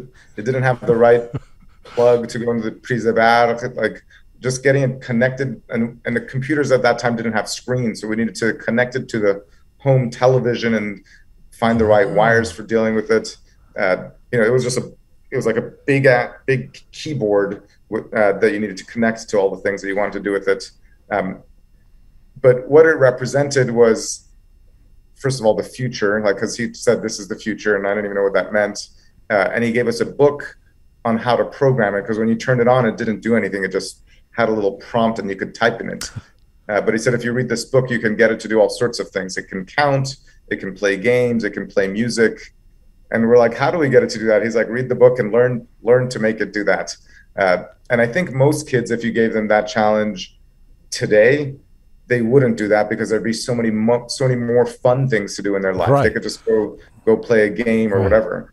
Whereas in our life, there was nothing else fun to do. You could go out and risk death and watch the tanks in the streets, or you could stay at home and learn to get this machine to count and play music and make games. But it's still remarkable to me that you guys as kids, I mean, as the story goes, it's almost mythical. You teach yourselves how to code. I mean, my sister and I are pretty smart. She ended up she's a chair of a department at the university as a professor. I can't imagine us teaching ourselves how to code on a computer as 8-year-olds or something. How did that happen? Actually, you'd be surprised how many people have a similar story of teaching themselves to code at maybe 12 years old. And what the reality is, folks who have never learned computer programming imagine that it is much harder. They imagine that it is harder than calculus, and you may have taken calculus in high school or college. Learning basic coding is way easier than calculus. It's about as easy as like 7th grade math to get started, or even 5th grade math. And when you went through 7th grade math, you didn't think, oh my God, I'm doing, like simultaneous equations with X's and Y's. Right. But if you had never ever tried that, and at your age you learned about somebody who taught that to themselves when they were 10, it would blow your mind. But this is the 80s. Wasn't it a lot harder? I figure it's probably a lot easier now, but back then? Yeah, I don't want to pretend that it was super easy, but it also wasn't like, rocket science either. But can I also say, is it ironic that you, in a way, given the work you do now, and it's not necessarily as you described because you were from a super rich family, but that you had more opportunity with respect to computers and technology in the 80s Iran than many of the young people you're trying to help today by providing resources and training, right? It's just you had the computer. It's like, get the computer, let them read the book is basically what your message is. Yes. Well, I had the computer. The computer wasn't enough. I had the motivation, which was partly because I lived in such a terrible environment that this was the only good thing. I also had a father who was a physicist and a mother who was a computer scientist. So, my dad helped. If I would get stuck, he would be the person I'd go to. Right. I wouldn't say that he taught me, but I wouldn't say that I taught it with just a book and zero help. And most kids don't have a father who will bring them a computer, encourage them, help them when they get stuck. And so my parents were a very big part of that opportunity. And not that kids don't have parents, but just most kids don't have tech savvy parents, because it's new and most of us aren't tech savvy. Right. And that has been what has been unique to me. And it's funny because when I came to America, my family was poor. We couldn't afford a home. I went to a really fancy private school on financial aid. So my brother and I were the poor kids in the school who were the poor immigrants, and every one of my classmates had like a Mercedes that was given to them from their parents. But if you look at the trajectory of my life, this computer and this knowledge has made a massive difference in where I ended up relative to where my high school classmates ended up. I was going to ask about you coming to America because, and not that your parents didn't have status and being the professor, the computer scientist, all of that that we would value in them. But there is a tendency, Hadi, as you would imagine, to look at someone like you and just assume he was one of those Persian rich kids or rich kids that you just described, who had an upper hand somehow. How else could you have achieved such success? Your entire family, the four of you, your mom, dad, and Ali, and you lived in one bedroom when you first came to the U.S.? I mean, you lived quite modestly. What do you think you learned from that? That's a great question. First of all, my dad and mom had no status at all when we came to this country. My dad had helped start a university in Iran, but because of his immigration status and because he hadn't been published recently in American universities, he couldn't get basically a job as a professor in America. He started working in administration at MIT and Harvard, and at a much lower status than he enjoyed in Iran. And in fact, he had to work in Boston while we lived in New York, and he'd drive back and forth 200 miles multiple times a week just to see his family while making money. My mom worked as a secretary by day and as a department store salesperson selling clothing at night. And she has a master's in computer science, which in this day and age, a woman with a master's in computer science can easily get employed. But being an immigrant from Iran during the 1980s, right, that was not what basically it was. They had no status. My extended family in parts of the world had status. My mom's family, the Khosrow Shahis, those members of the family who had gone to Europe had managed to bring more of their money out of Iran. But my grandparents and my parents had none. And we grew up, for the first few years, there was a bedroom in my grandparents' house. And not only we shared one bedroom, there was 2 twin beds joined together for the 4 of us. And so I remember in 7th or 8th grade, like I couldn't bring friends home because there wasn't a home. And I would be embarrassed to show them my bedroom because it wasn't my bedroom. It was like my mom's clothes were in it with my dad's clothes. And I remember growing up with my brother and I would fight every night about who gets to sleep on the side of the bed, because if you're in the middle, you'd fall in the crack between the 2 twin beds and be squeezed between all these people. So, I mean, the expectation or the romance to a certain extent is to say that teaches you who you are, to value material things, how life isn't easy, how to overcome adversity. Was that all true for you, or is all of that a bit of a romance? It's actually absolutely true for me.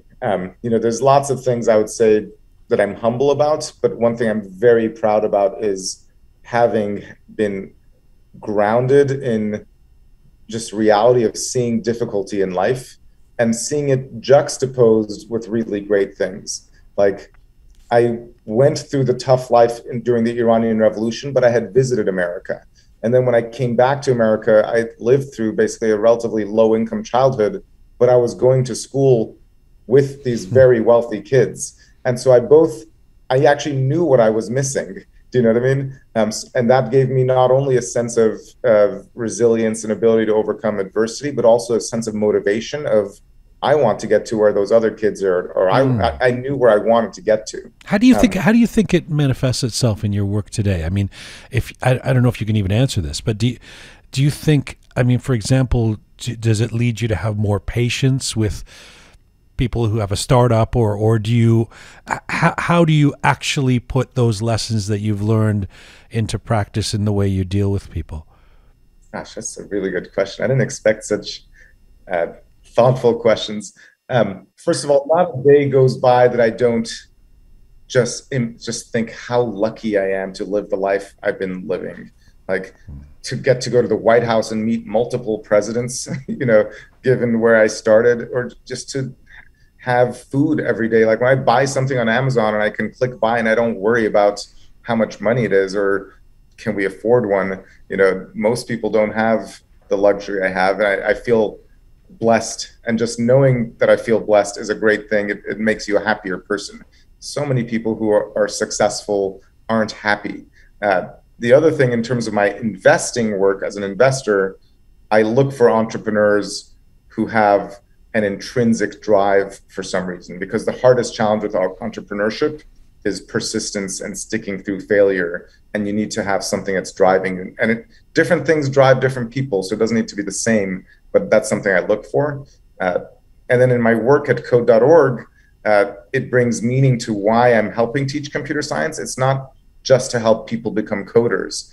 It's to help students and children have a pathway of opportunity, because like I said at the beginning, talent is everywhere and opportunity is not. And there's so many kids who could have the path I had, but they don't have the father I had to guide them onto what things to learn. And their school should give them that preparation. And when schools don't even teach computer science because there's no teachers in the school who think that it's real and the system doesn't put it in as part of the curriculum, kids just get left behind. And addressing that so that no kid gets left behind that way is what brings meaning to my work. That was a great answer. In as much as that seemed to be off the top of your head, that was that's exactly what I was looking for in terms of how it manifests. It makes a lot of sense. I'd be remiss if I didn't ask you about the period between arriving and going to school and then where you've got to now. And I'm talking about the 1990s. I mean, you go to Harvard, then you end up being on the front lines of creating Internet Explorer, as one does. This is in the 90s. Do you look back at that era fondly or marvel at how naive the world was about where technology would end up 20 years later? I look at it fondly, but it's also just incredible having seen 20 something years later how much the world has changed from technology. But I was lucky not only to go to Harvard, but to graduate Harvard basically at the dawn of the World Wide Web as we know it.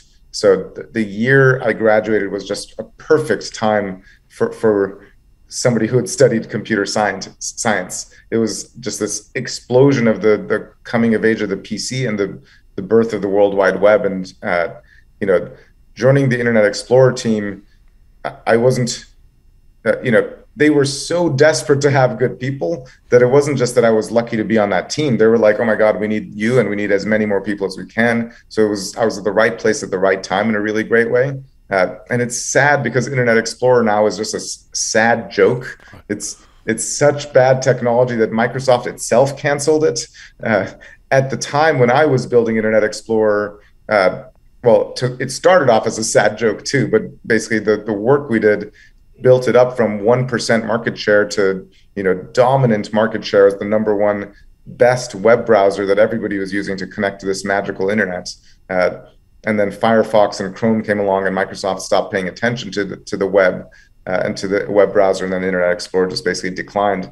But the years that I was there were very foundational for me. I learned not only how to manage teams, how to manage products, how to build great technology, but I also learned that I wanted more purpose in the work that I did. And it brought me purpose that I'm creating a tool that millions of people, hundreds of millions of people were using to discover the internet for the first time. But it also brought me sort of lack of meaning to recognize that also what I was doing was helping crush a competitor, the small startup Netscape that had popularized the Netscape web browser. Right. And I didn't feel good about that part. That didn't bring meaning to my life. And so I realized that, the technology I build has global impact. As a 25-year-old, I was building something that hundreds of millions of people were using. And it made me start thinking about, okay, if I can have that type of personal impact, what is it going to mean later on? Perfect. That's a perfect segue, because I said I wanted to come back to technology and ask a couple of, quasi-philosophical questions about it. But you've been a big proponent of technology, and technology is awesome. And I don't want to, I'm not necessarily, when I'm saying technology, referencing, the thing that helps our air conditioning in our house, or a surgeon do their work in a hospital. But in terms of the gadgets that we carry around in our pockets and the screens, and technology is increasingly the cause of, we are told by multiple studies over and over again, loneliness, depression, suicide, shaming, a Manichaean world where everything and everyone is seen in black and white or good and bad. How do we contend with that? How do we love technology and know what's happening in terms of the toxicity of it at the same time?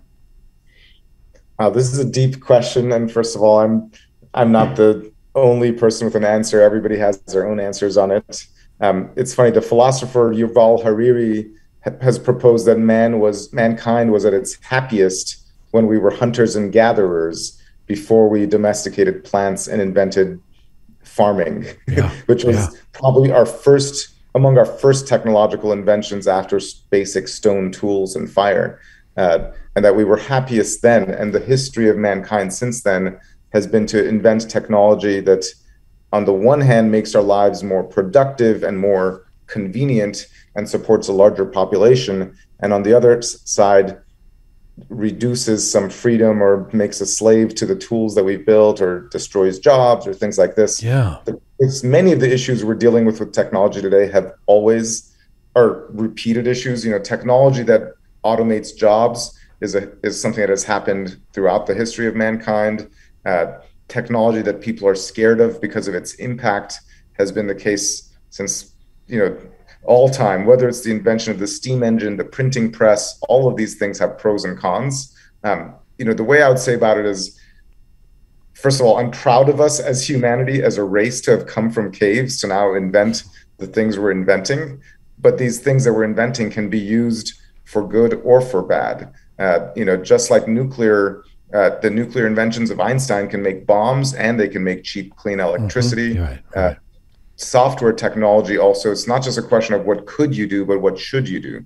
And in fact, this is part of one of the reasons code.org is important to me. The work I do in terms of education is to make sure that computer science classes teach students to think about the societal impacts of technology. And that's also something that I think belongs as something every kid learns, not just the ones who become the future coders. Right. But I almost want to say, learn the computer science, but at the same time, don't go on Twitter and see white nationalist stuff and body shaming. I don't know how you navigate that, Yeah. And social media, especially right now, is sort of the tip of the spear of what people complain about or are worried about from a standpoint of technology. But there are many other risks or potential downsides. And one of the things we need to recognize is that technology is an amplifier. It amplifies our own instincts as humans. Humans invented war, but then they can use technology to make bigger tools for worse wars. And, as humans, we're not perfect, especially as societies, we're not perfect. And so social media can bring out the best in us, and it can bring out the worst in us. And it's always difficult to figure out what is the right way to do this stuff. But what I'm sure about is, as we teach students computer science, we should teach them to think about the societal expectations and societal implications. Whether they're the ones becoming the coders or the ones becoming the voters, they should have an understanding about this stuff. So speaking of social media, you were an early investor in Facebook, and I'm not going to ask you about the details of how you feel about what people have said about Facebook, or what happened in the back rooms, or decisions that were made. But I do want to ask you on a general level. Like, we know how big a deal Facebook has become, but it has gone from a benevolent way to stay in touch with your ex from high school, to what many see as this evil instigator of much of the misinformation and polarization our world faces today. We come from a country, our ancestry, where a revolution went wrong, in the eyes of many of us today. It was a popular revolution, right? And didn't work out the way we wanted it. What do you do when a company you have worked with or invested in or hoped for does not end up being everything you wanted? I should first of all say, when I I was lucky to have met Mark Zuckerberg when he was 21 years old. And that was for sure being at the right place at the right time. And at that time, nobody envisioned today's Facebook. There were no sort of backroom decisions then around some evil plan to control the flow of information or impact elections or things like that. His vision was around connecting people, to bring people closer together, to provide sort of the backbone of how personal identity is defined on the internet. And I would say very much a well-meaning, well-intentioned vision, but also very bold and big vision. I don't think anybody at the time could have imagined the level of influence, impact, power for good or bad that Facebook has. And I think many of the last few years, Facebook has just been playing catch up with impacts that it didn't predict. And the problems it's trying to solve aren't just Facebook's. One joke I made once is Facebook has a challenge of trying to cure human nature disorder. Facebook isn't alone. Communication mediums and publication mediums often bring out the worst in us. That's not, if Facebook didn't do it, Twitter would be doing it. And if right. Twitter wasn't doing it, so it's not any one organization. And yet Facebook, by being the largest, has both more resources and more responsibility to do better.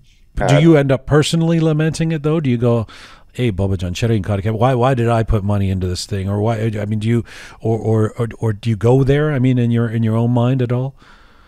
I don't, but maybe that's because I'm rationalizing and feeling okay about myself. But the reality is, I put my money in when it was a pretty small company, and I took it out soon after the IPO, long before any of these issues. So there was no point of time there that I thought this is a terrible company. And in fact, I thought it was a great company. And these were people inventing, future highly important technology. Right now, when I look at it, there's many things I would do different. And there's times that I've written Mark and given him suggestions for things I'd do different. I'm not the type to try to make public noise and bash anybody or anything.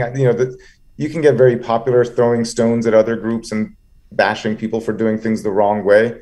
And I get critics doing that to me. But I prefer to stay focused on either doing good myself or applauding people who are doing good. And I'd rather be less popular, but keep my public words to be positive. But I have shared privately thoughts with either Mark or Sheryl Sandberg about things they could do differently. To be fair, everyone has changed their mind. I mean, I remember literally probably 15 years ago, proposing something when I was working at the CBC at the network, saying, what if we did a special called, is Facebook really good for you? And at the time it was a big question, it was almost like a very outlandish question to ask, a very cynical question, because nobody thought, well, what's wrong with Facebook? I mean, it's, where I go and see old pictures of my friends or whatever. So it's clearly evolved and become maybe a runaway train in some ways. I appreciate everything you've just said. By the way, also isn't just Facebook. Right. What should the rules be for social media? And especially as Iranians, since we recognize the importance of freedom of speech, it's a tough problem to solve. It's not just one company's fault, and how to solve it by regulating speech is not simple at all. Yes. Let me end off with a couple of personal questions. I wanted to come back to your twin brother, Ali, who not only he's an identical twin, right? You guys are like twins, who's also been your business partner. I mean, he's the co-founder of code.org. I always think these things with twins are so interesting to me. I mean, you're clearly ambitious. Nobody does all the things you've ever done in your life without being an ambitious person and a very focused and directed person. How competitive are you? And why didn't one of you go into music or medicine? I mean, you both literally have trod the same path. It's very curious. Tell me about you and Ali. So first of all, I would say we are competitive, but I think in a good way. I remember always growing up, most ambitious people compete with themselves. Like, I can do this, but then I could do better, and then I could do better. But when you have a genetic identical version of yourself, if I would compete with him, it's because obviously if he can do it, I should be able to also, because there's not a single thing he's got since birth that I didn't have. And so it would be more, he would learn a song on the piano that I didn't think I could learn, but if he learned it, I can definitely do it. And it'll make me think I can learn an even harder song, or when he started his first startup and it was successful and he sold it for a lot of money, I was like, wow, obviously I could do that too. And it wasn't because I wanted to beat him. It was because he had clearly showed that that's something one of us can do. So I want to also be able to do it. And I think that's a relatively healthy competition. But I would also say siblings also have tensions. We've had tensions between us many times throughout our life. I don't want to pretend that it's just been like, oh, everything has been positive with nothing bad. But we will always be brothers. And so and just the life stories we've shared, much of what we just discussed has been not just my story, but also his story. It's very unique to have shared something like that with somebody in that. So it's going to have a bond between us that is pretty unbreakable. My sister is probably the only person in the world who can, get me with just a look, who can just antagonize me or win me over or whatever with just one little look of the eye. I could just imagine the connection between you two, the symbiosis and the energy is through the roof, both in a good and bad way. I mean, it's amazing that you do all these things together. Let me finish. You've talked about being an Iranian who has led the American dream. Tell me how you identify the American dream today. Sure. I say I'm an example of somebody who's living the American dream. Wouldn't say I've led it, but I've lived it. And I would say America is a country, but America is even more than a country. It's an idea. America just stands, I think, globally as the idea that people should have freedom, equality of opportunity, and the chance to build a better life for yourself. The American ideals may not even always be held to in our country, in the country that I'm living in, but they're ideas that have inspired the entire world. And to me, the American dream is something that I had read about when I was in Iran. The idea that you could be poor, but work hard, work smart, and build not only a living for yourself, but to, live a very comfortable life, and you did it yourself, is a powerful idea that lots and lots of people want, either for themselves or for their children. And part of why I started Code.org is I realized that at least in America, that dream is not working out for lots of people. There's lots of people who are working hard, are learning the things that school is telling them they should learn, and then they graduate and they're full of debt and they don't see how they're going to make it. And there isn't a path that works for anybody in their neighborhood, and they don't see anybody who's made it. And it feels like the pathways to the middle class or out of the middle class, or none of it feels like it's working anymore. And part of my motivation for starting Code.org is I know that in computer science, there's a pathway that totally works. If you get really good at computer science, the sky's the limit, not just right now, but for the next 50 years or longer. This is a subject area that's going to be changing our world, an opportunity not just to make money, but to also make impact, to leave a footprint, to invent the future of humanity. And so I believe that every school should make that possible for students. It's great to talk to you, man. A final question. When are you starting your cover band featuring the music of The Cure? Wow, I did not expect that question. I'm in a family. My brother and I at roughly the same time, we taught ourselves coding. We also taught ourselves to play the piano, and we both play piano and guitar. And I've now, I don't have a cover band. My own family, my kids and I have started a band. Over the pandemic, we started a band called the Quarantinis, because while we were in quarantine, my eldest son learned the piano and my youngest son learned the guitar.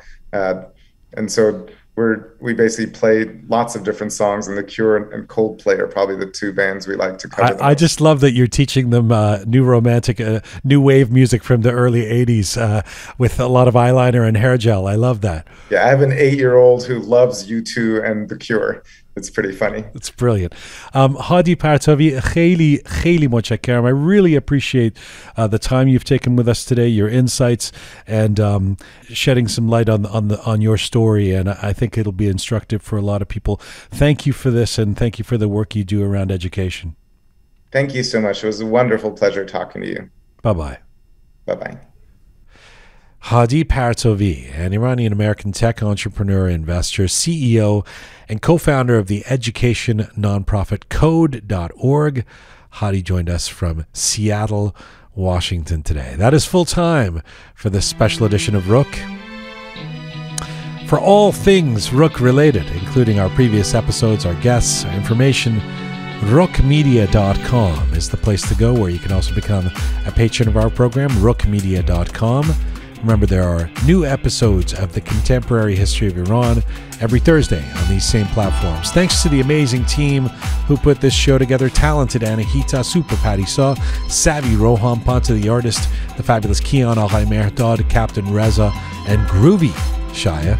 Thank you to all of you out there for supporting us and sharing our content. Please subscribe if you've not done so already on any or all of our platforms. You can find me on Instagram at Jian Ghomeshi. And in the meantime, as ever, Mizun Bashi.